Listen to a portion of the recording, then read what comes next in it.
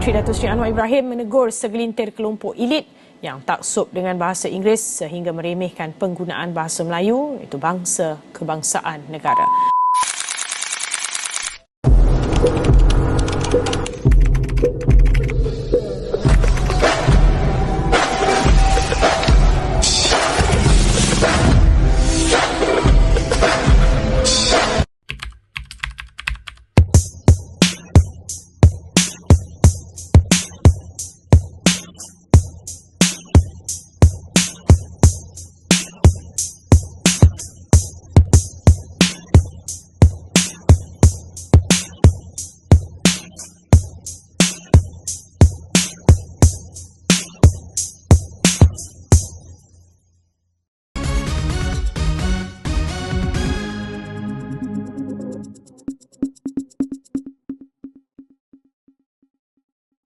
Bahasa Melayu bahasa perkasa, mari melangkah kebesaran antara bangsa.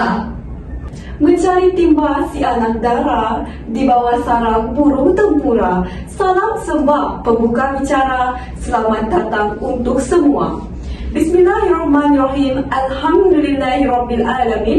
Wassalatu wassalamu ala asyrafil anbiya'i wal mursalin wa ala alihi wa sahbihi ajmain. Assalamualaikum warahmatullahi wabarakatuh. Salam Malaysia Madani, salam digayaku demi ilmu dan dharma, dan salam bahasa Melayu tonggak perpaduan bangsa. Bersyukur kita ke Hajat Ilahi kerana dengan izin dengan limpahnya dapat kita bertemu dalam gelanggang forum remaja. Bersama saya, Khairunisha binti Mustami yang akan menemani anda pada petang yang berbahagia ini. Hadirin yang dihormati, sebelum saya memperkenalkan ahli-ahli panel kita pada hari ini, kita sedia maklum kedudukan bahasa Melayu di tahap yang agak membimbangkan. Saban hari, kita sering mendengar bahasa Melayu menjadi isu harian di sidang parlimen dengan adanya pengaruh rojak dibawa masuk ke bumi Malaysia yang indah ini. Dunia masa pada menyaksikan kesan globalisasi di seluruh dunia mewujudkan fenomena bahasa Inggeris dimartabatkan sebagai bahasa antarabangsa kerana luasnya penggunaan bahasa tersebut. Walhal, bahasa Melayu juga berpotensi untuk menjadi bahasa kebangsaan ataupun bahasa antarabangsa. Tak tumbuh tak melata jika tak sungguh kami tak kata. Sesuai dengan tajuk Forum Bahasa Melayu, bahasa kita, apakah cabaran dan masa depan bahasa Melayu? Apakah sejarah perkembangan tulisan dalam bahasa Melayu dan sejarah bahasa Melayu pra-merdeka dan pasca merdeka? Baiklah, di sebelah kanan saya yang bernama Saudari Feni Pion Feni. Apa khabar Saudari? Sehat je pengurusi, dan saya cukup bersemangat untuk membahaskan tentang bahasa Melayu di bahasa antarabangsa. Baiklah, yang seterusnya, ahli panel kedua yang bergaya, Saudari Angeline Lau Hui Ling. Selamat datang Saudari. Apa pula khabar Saudari? Sehat Cik Pengurusi, saya hadir ke sini dengan semangat yang membara seperti panel yang pertama juga. Baiklah, dari hujung sana, nampak pemalu tapi bijak berkata-kata, Saudari Mo Shu Zuen. Apa khabar Saudari? Saya berada dalam keadaan baik, maka saya berada di sini bersama-sama saudari sekalian. Salam forum buat semua. Usai salam perkenalan daripada semua ahli panel, kembali lagi kita kepada topik forum kita. Sebelum saya menyimpang dengan lebih jauh, soalan saya pada panel pertama ialah apakah pendapat sistem ejaan bumi Kongres dan apakah ciri utama sistem ini? Terima kasih pengurusi yang cantik molek pekertinya membawa rasional soalan.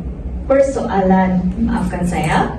Terlebih dahulu, yang dihormati ahli-ahli panel yang arif lagi bijaksana dan hadirin sekalian.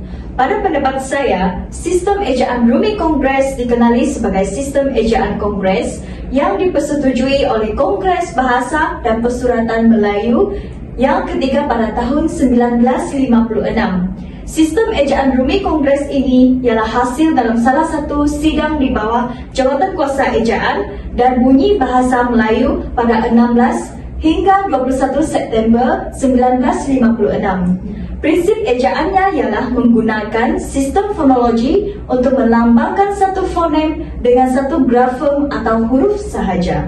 Kedua, perbezaannya dari segi keserasian vokal dalam suku kata awal dan suku kata akhir tertutup. Ketiga, tanda sempang dihapuskan penggunaannya kecuali pada kes-kes tertentu sahaja. Dasar pengejaan bahasa Melayu dengan huruf rumi iaitu peraturan ejaan mudah, struktur pengejaan tetap sekata mengikut kaedah yang satu, dan kata-kata dari bahasa-bahasa asing disusun mengikut hukum-hukum fonologi Melayu. Ciri utama sistem adalah penggunaan simbol di huruf fonetik antara bangsa menggunakan diftom satu simbol untuk satu fonem dan dalil baru dalam penulisan diftom. Sistem ejaan Kongres nampaknya tidak mendapat penerimaan orang secara umum kerana sekolah dan penerbitan pemerintah masih menggunakan ejaan sistem Zaba atau sistem sekolah.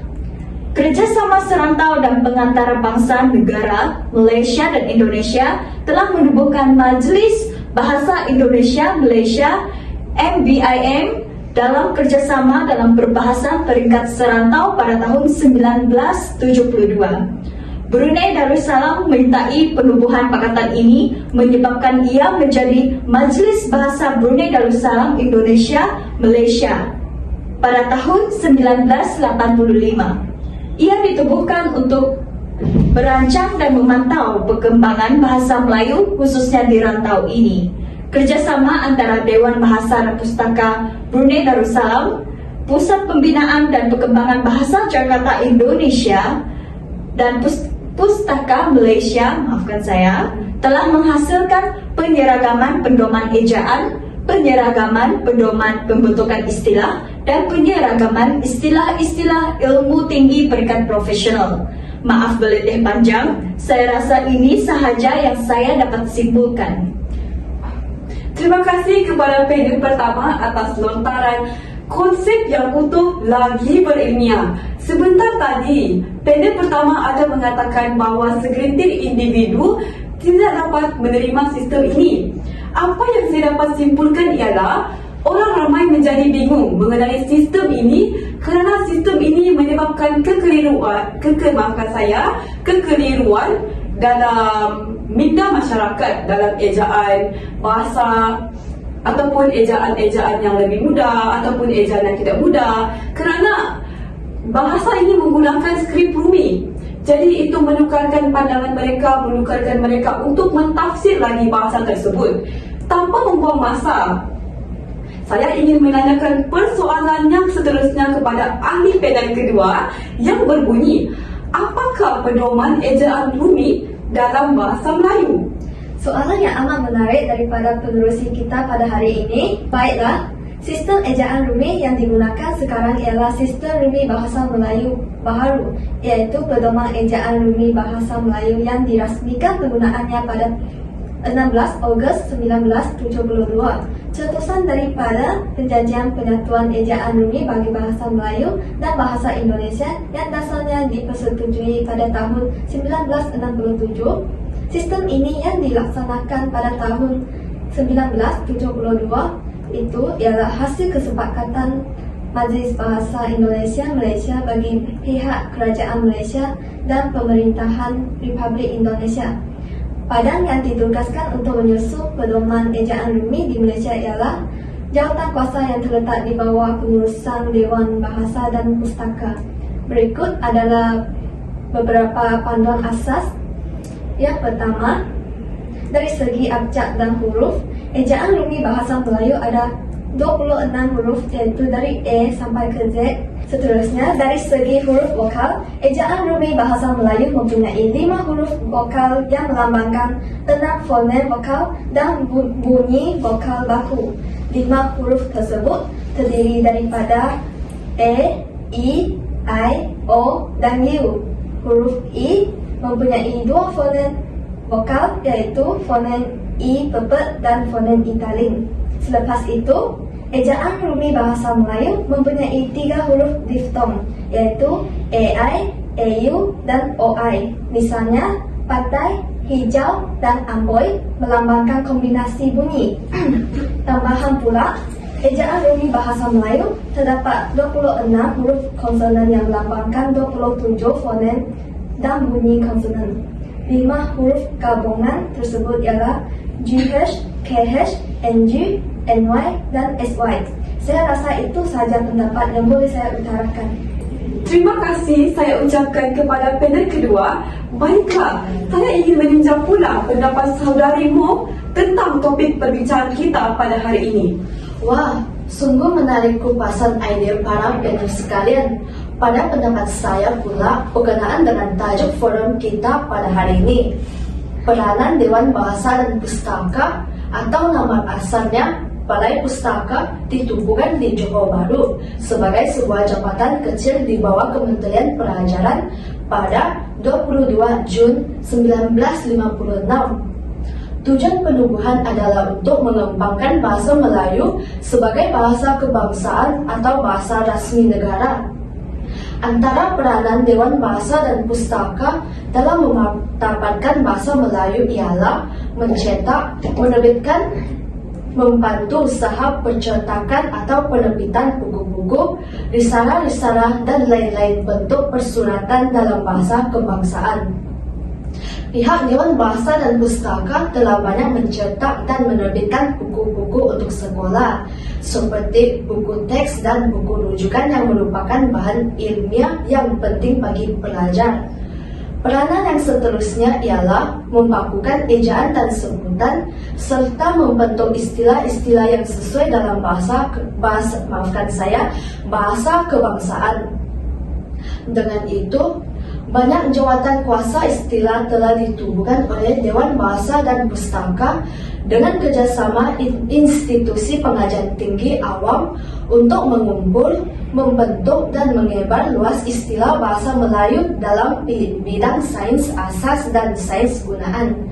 Akhir sekali, menggalakkan penggunaan bahasa kebangsaan yang betul, pihak Dewan Bahasa dan Pustaka memainkan peranan yang penting untuk mengatasi masalah penggunaan bahasa pasar yang berleluasa hingga kekini, seperti mewujudkan buku-buku yang menggunakan dan memperbetulkan penggunaan bahasa Melayu yang tidak betul dalam kalangan rakyat Malaysia.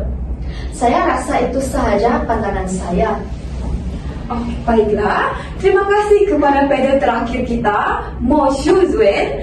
Lenteran daripada topik yang telah dirumuskan menandakan bahawa Dewan Bahasa dan Pustaka penting dalam memartabatkan bahasa Melayu.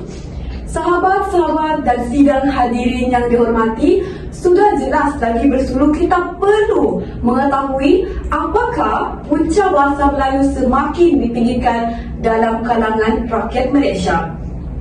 Terima kasih Cik Pengurusi. Pada pendapat saya, generasi kini lebih terdedah dengan bahasa Selanga yang dipengaruhi oleh rakan sebaya, media hiburan dan medium globalisasi. Bahasa Selanga selalunya digunakan dalam kalangan artis untuk menunjukkan identiti kumpulan mereka. Contohnya, macam mana nama langkah babe. Terdapat juga faktor lain penggunaan bahasa Selanga untuk mentafsirkan perasaan atau keadaan mereka. Misalnya, kantoi yang merujuk gagal dan sengkek yang bermaksud miskin. Selain itu, faktor bahasa Selanga ini tercetus juga disebabkan oleh keinginan untuk mempercepatkan sebutan perkataan mereka. Itu sahaja pendapat saya. Baiklah, apa pula pendapat saudari panel kedua? Pada pendapat saya, selain kekeliruan bahasa di media sosial, pencampuran kod juga menjadi salah satu cabaran bahasa Melayu. Pencampuran kod yang juga dikenali sebagai bahasa rojak merupakan kebolehan seseorang yang bertutur lebih daripada satu bahasa. Menurut penyelidikan, pencampuran kod ini banyak digunakan untuk menggantikan perkataan yang tidak tahu bagi memudahkan cara sebutan dan menyelesaikan masalah kekurangan leksikal. Fenomena ini amat berleluasa di Malaysia, terutamanya pencampuran bahasa Melayu dengan bahasa Inggeris kerana Malaysia terdiri daripada berbilang kaum seperti kaum Melayu, kaum Cina dan kaum India. Hal ini telah menyebabkan berlakunya pencampuran kod kerana terdapat pelbagai bahasa dan dialek yang lain dalam negara ini. Misalnya, komputer saya rosak, so saya pergi kedai nanti. Ayat ini menunjukkan pencampuran bahasa Melayu dengan bahasa Inggeris. Secara tidak langsung, penggunaan bahasa Melayu yang tepat akan semakin diabai dan dilupa oleh masyarakat. Itu saja yang boleh saya bahaskan. Terima kasih saya ucapkan kepada panel kedua. Saya tertarik dengan hujah panel kedua yang menyentuh tentang pencampuran bahasa kod ataupun yang lebih dikenali bahasa rojak. Umum mengetahui, bahasa rojak sudah tidak asing lagi menggugat maka saya persepsi bahasa Melayu. Menurut berita harian, isu bahasa kebangsaan masih menjadi antara topik perbincangan utama meskipun kita sudah menyambut ulang tahun kemerdekaan kita yang ke-63. Bahasa mencerminkan sesuatu bangsa dan senjata perpaduan masyarakat berbilang kaum seperti di negara ini jika dipraktikkan sebaliknya. Termaktub dalam Perlembagaan 152, bahasa Melayu ialah bahasa rasmi, manakala Akta 1963 dan 1967 mengangkat bahasa Melayu ini sebagai bahasa kebangsaan. Ini bermakna bahasa Melayu bukan untuk bangsa Melayu sahaja, sebaliknya bahasa bangsa Malaysia. Baiklah, panel kedua sangat memberikan inspirasi kepada sidang hadirin Dewan. Bagaimana pula pendapat panel ketiga? Terlebih dahulu, terima kasih Cik Pengerusi. Ini merupakan kesan daripada kekeliruan bahasa di media sosial. Antara kekeliruan bahasa yang sering digunakan di media sosial ialah penggunaan bahasa rojak, penggunaan bahasa dialek, serta penggunaan ejaan yang salah. Selain itu, kekeliruan bahasa juga termasuk dari aspek sebutan, ejaan, kosakata, istilah dan radas bahasa. Bahasa rojak merupakan gabungan perkataan bahasa Melayu dengan bahasa Inggeris dalam menerangkan atau menuangkan sesuatu perkara. Pada masa kini, memang tidak dapat dinafikan bahawa penggunaan bahasa rojak sering digunakan di media sosial. Ini kerana remaja beranggapan bahawa penggunaan bahasa rojak merupakan satu perkara yang moden. Selain itu, fenomena penggunaan bahasa dialek seperti dialek Kelantan, Sabah dan sebagainya.